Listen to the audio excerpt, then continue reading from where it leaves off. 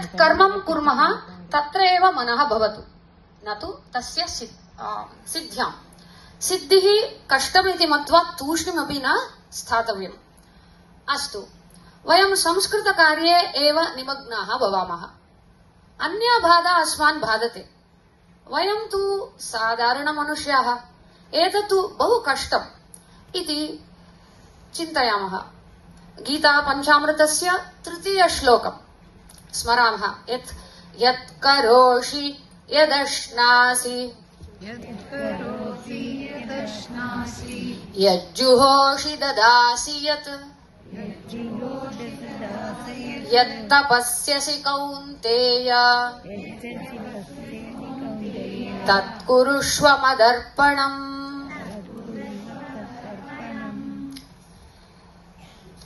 वयम् अर्थात् वयं किमपि कार्यं कुर्मः, प्रसादस्य सेवनं कुर्मः, यज्ञ यागं कुर्मः, दानं तपः वा कुर्मः, सर्वं कृष्णस्य कृते कुर्मः।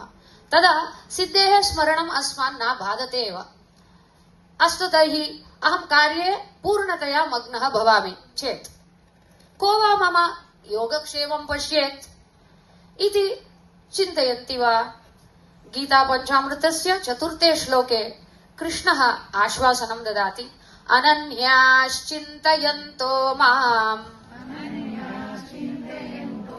ये जनाः पर्युपासते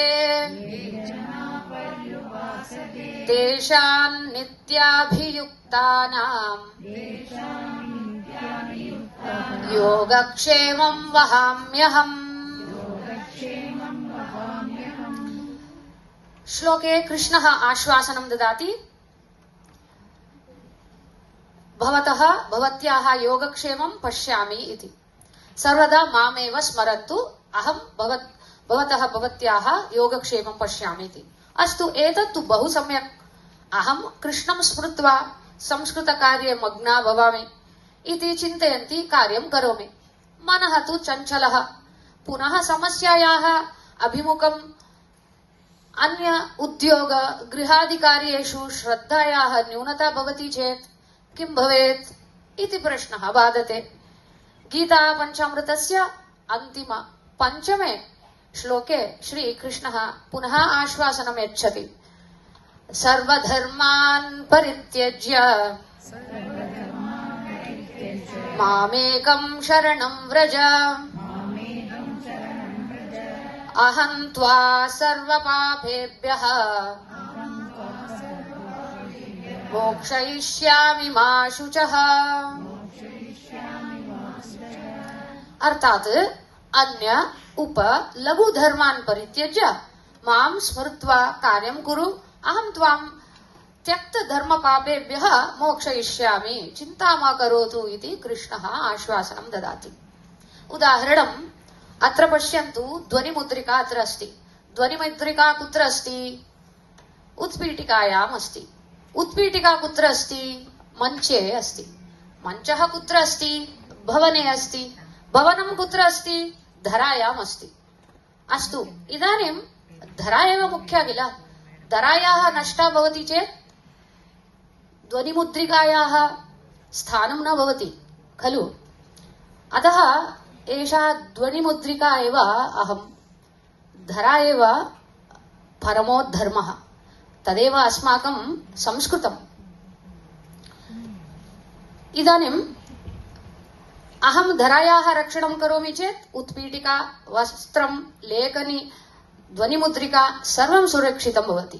तद्वदेव संस्कृतस्य रक्षणं कुर्मः चेत् परिवारस्य, उद्योगस्य अस्माकं रक्षा भवति। नो चेत् सर्वं नष्टं भवेत् एव किल? अतः अस्माकं मनसि एतत् स्मर्तव्यं। गीता एव श्रीकृष्णः। गीतायाः प्रत्येकं स्वरं श्रीकृष्ण, साक्षात् श्रीकृष्णः एव इति सम्यक् स्मर्तव्यं। तत् संस्कृते अस्ति। गीता कस्मिन् भाषायाम् अस्ति? संस्कृते अस्ति। अतः संस्कृतस्य रक्षणम् अनिवार्यम्। संस्कृतमेव परमो धर्मः इति मम विनम्र प्रार्थना। किमिति चेत् गीता पञ्चामृतं स्मृत्वा वयं मिलित्वा संस्कृतकार्ये मग्नाः भवामः, अन्यान् अपि प्रेरयामः।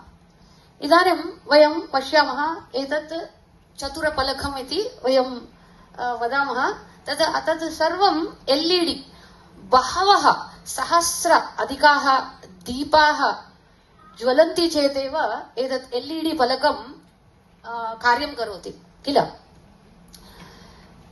इदानीम् एक लघु दीपः ज्वलति चेदेव सूचनाफलके अस्मिन् सूचनाफलके नो चेत् आपणस्य सूचनाफलके वा अन्य विवरणं वा सम्यक् दृश्यते केचन दीपाः न ज्वलति चेत् सूचनायाः नष्टं भवति तद्वदेव भारते वयं सर्वे लघु दीपाः इव वयं सर्वे अस्मासु ज्ञानदीपस्य प्रज्वलनं कुर्मः चेत् एव भारतस्य प्रज्वलनं भवेत् भारतं विश्वगुरुः भवेत् अस्माकं ज्ञानं संस्कृते अस्ति संस्कृतस्य रक्षणम् उद्धारम् अस्माकं दायित्वम् इति उक्त्वा अहं दत्त अवकाशाय धन्यवादान् समर्प्य विरमामि श्रीकृष्णार्पणमस्तु हरि ओम्